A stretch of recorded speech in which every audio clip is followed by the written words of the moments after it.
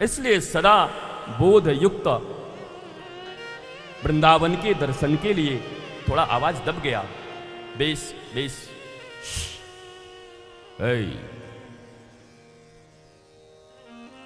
Commissioner गायकोंडे,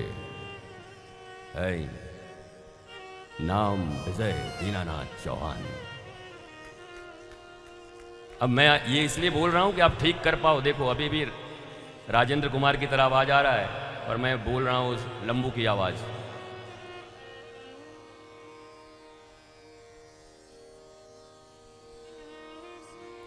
घर मांडवा, उम्र 36 साल 9 महीने, 16वां घंटा चल रहा है। ये फोन भी अजीब चीज है। आदमी सोचता कुछ है, कहता कुछ है और करता कुछ है। आई अन्ना, थोड़ा गड़बड़ हो रहा है, चलो ठीक कर दो। कहीं ठीक करने में और ठीक मत कर दो।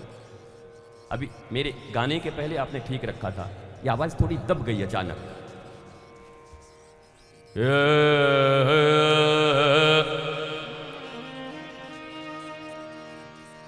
अरे पीने मारी पिचकारी तोरी। मैं आपके साउंड को एडजस्ट करने के लिए कर रहा हूं। ये होली तो बाद में होगी, 7वें दिन। 7वें दिन फूलों की होली खेलेंगे साहब, हाँ? और 7वें दिन क्या, उसके पहले भी एक आध दिन खेल लेंगे। और हमने तो आपको कह दिया है कि हमारे व्यासपीठ से औ से लेके ज्ञ तक सभी कुछ कहे जाएंगे, पर सबके नायक और नायिका कोई अमिताभ बच्चन और रेखा नहीं, केवल हमारे श्याम सुंदर और राधा रानी होंगे।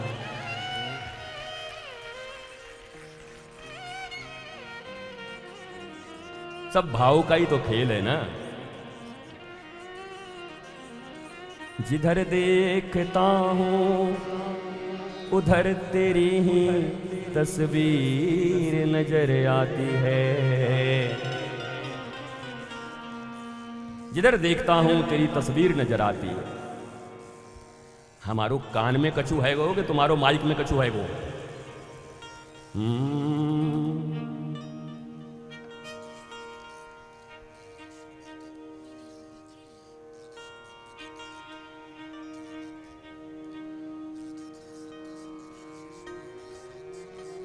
इसलिए श्याम नगर वालों,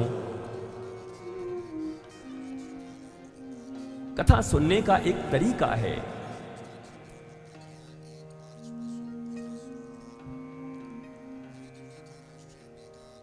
कम से कम 15 मिनट पहले आके बैठो, कम से कम 15 मिनट।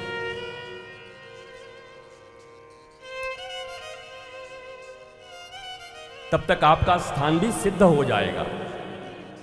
देखो एक तो बहुत ज्यादा हाउस है और आप गाने के मोड में अभी भी रखे हो।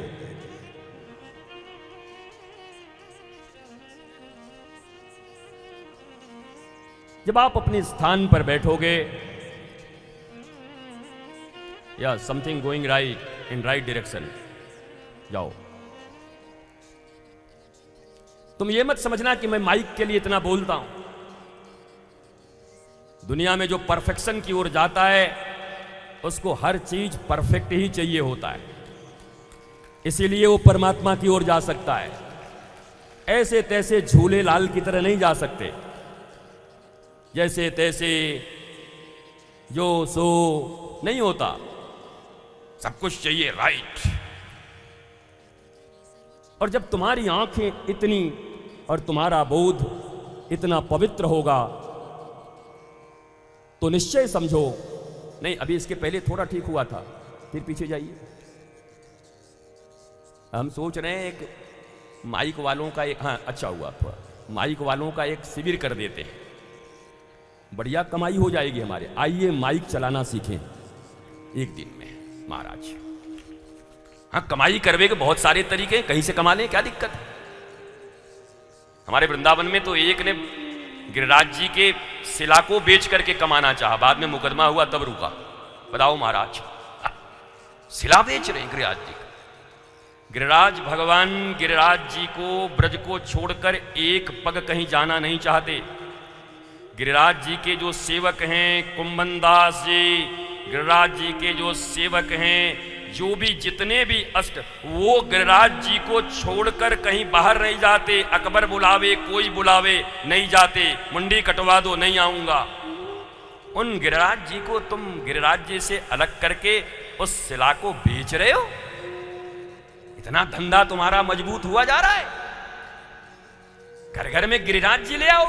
गिरिराज जी का दर्शन करना होगा तो गिरिराज जी ही जाना होगा, वहीं जाकर प्रणाम करना होगा। तीर्थों की कुछ तो महिमा बचने दो, सब व्यापार बना दोगे, बेच दोगे। पर बाप बड़ा ना भैया, हाय हाय सबसे बड़ा रुपया। उनके लिए तो बस वही है, वो कुछ भी करेंगे। जो लोग ज़्यादा रुपया कमा रहे हैं उनसे हम बस एक ही काम बोले हैं कि हमारा बीच बीच में कहीं कहीं कपड़े थोड़े फट जाते हैं तो सिलना पड़ता है। तो जो ज़्यादा कमाए हैं उनको हम अपना एक सुई देंगे। हम पहले ऊपर पहुंच जाएंगे, ज़रा लेके तुम आना तो, या पहले तुम जाओगे तो लेकर के ऊपर रहना। मरे जा रहे हैं माल कमाए कमाए, जाना कुछ नहीं है। तो बोले बाबा तुम क्या कर रहे हो? अगर तुम हमारी जिंदगी को अच्छे से पढ़ लोगे तो मैं तुमको पक्का पक्का कहता हूं, अगर ठीक से पढ़ लोगे तो कल घर में रहते हुए ही तुम आनंदित होकर के बाबा जी की तरह जिंदगी जीना शुरू कर दोगे। है सब कुछ पर आसक्ति नहीं। आसक्ति मत रखो। सब है, जाना है, गाड़ी मिल गई, फ्लाइट मिल गया, रथ मिल जाए, कपड़े मिल जाए, पर आसक्ति नहीं। उनके लिए कुछ नहीं करता। देखो तुम किसके लिए क्या करते हो वही तुम्हारे जीवन में परिणाम बन के आता है। काम क्या करते हो उससे कोई फर्क नहीं पड़ता। ध्यान दो, मंदिर में बैठ करके भी पूजा कराते समय अगर तुम्हारे जीवन का परम उद्देश्य केवल पैसा है तो चूक जाओगे जिंदगी से। शरीर के धारण पोषण के लिए जरूरी है, मिल जाएगा। कौन सी कमी है बताओ? आपको क्या कमी है? आपको न टिकट की कमी है, ना आपको इसकी कमी है। आपके पास तो लाखों लोग हैं। तुमको कौन मना किया ऐसा बनने के लिए? अरे तुमको किसी ने मना किया? भगवान के चरणारविंद में भगवत कथा करना, सत्संग करना, साधन भजन करना तुमको रोका किसी ने? तो हम दाल रोटी कमाएं कि हम भजन करें? तो दाल रोटी की समस्या तो हमारी भी होगी ना, कि हम बिना दाल रोटी के चलते होंगे। बताओ, जब इतनी पढ़ाइयाँ हमने भी पढ़ी हैं तो निश्चित हमारे भी घर वालों की इच्छा ये जरूर रही होगी कि कहीं ना कहीं ये भी चला जाए। और एक बार तो पकड़ के रेलवे में PWI में लगवा भी दिया था हमारा नौकरी। हमने PWI आओ तुम कर दो, रेल पथ निरीक्षक। रेलवे का पथ निरीक्षण करो, हम चिंता मत करो। जिन लोगों ने हमारी नौकरी लगाई है 1 साल के बाद उन्हीं को दीक्षा दे करके उन्हीं का पथ का निरीक्षण मैंने कर दिया। बोले बाबा बहुत बढ़िया काम किया आपने, हमारो नौकरी लगावे वो। बताओ महाराज,